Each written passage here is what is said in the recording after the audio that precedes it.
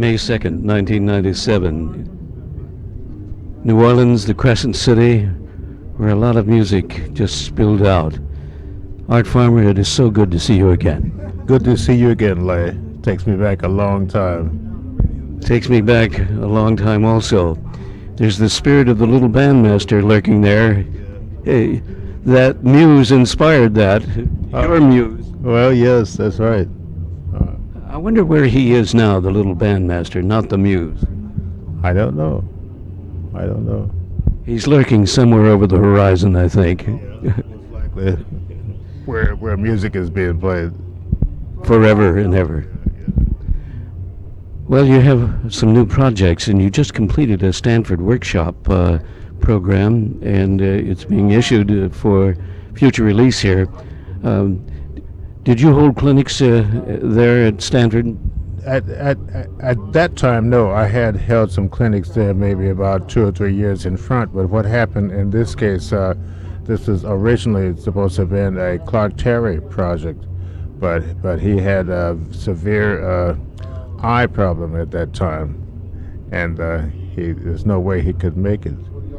He's much better now, but some very strange thing happened with his eye where they had to do all kind of weird stuff, and he just couldn't travel.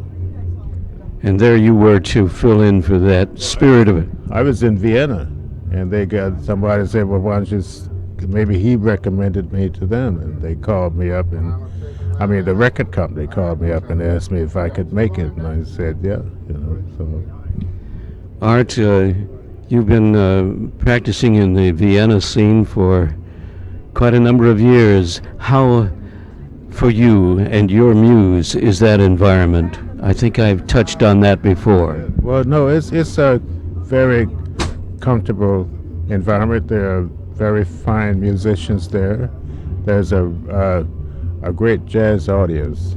There are 2 major concert halls there, and each one has a jazz season.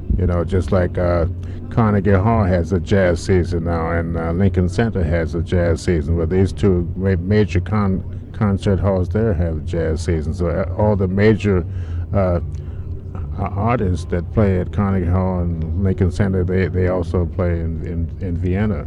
And then there are 2 clubs. There are 2 clubs there that have music every night of the year. That's a great environment to be in. Yeah, it's real jazz, So. And the pace is different. Yeah, the pace is what you make it. If you really want to stomp down on it, well, you can do whatever you want to do. You can stay busy all the time, or you can cool it when you want to, or go someplace else. I travel a lot myself still. So when I'm in Vienna, I'm usually trying to get ready for the next tour or the next album to record. So I'm pretty active. But if you just wanted to take it slower, I know some guys, they don't do that much. But that's not the way I was brought up. That instrument of yours, the flumpet, I think I saw you when you first had acquired it and had it designed for you.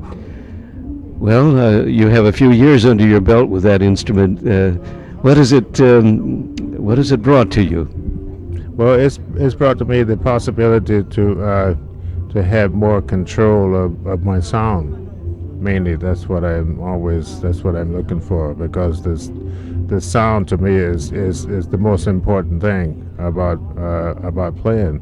I remember when I first started playing with professional musicians, there was one band leader I worked for by the name of Floyd Ray. Told me one day, he said, well, if you get a good sound, just get your sound together. If you get that good sound, well, then almost anything you play is going to sound good. Because that's the first thing that people recognize is the sound. And the flumpet is really giving you another level. Right, I believe so. And it's not finished yet. It's an ongoing thing. To your art, I salute you, and to the ongoing onwards and upwards with your art form. What a pleasure to see you in the month of May, second day, year 1997. A lot of memories.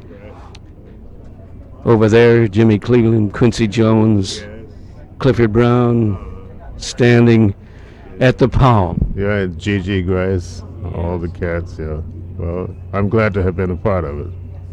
I'm glad that I was on the periphery looking in and invited in to be friendly and warm. Yeah, well, it was our pleasure. And we thank you eternally. I thank you.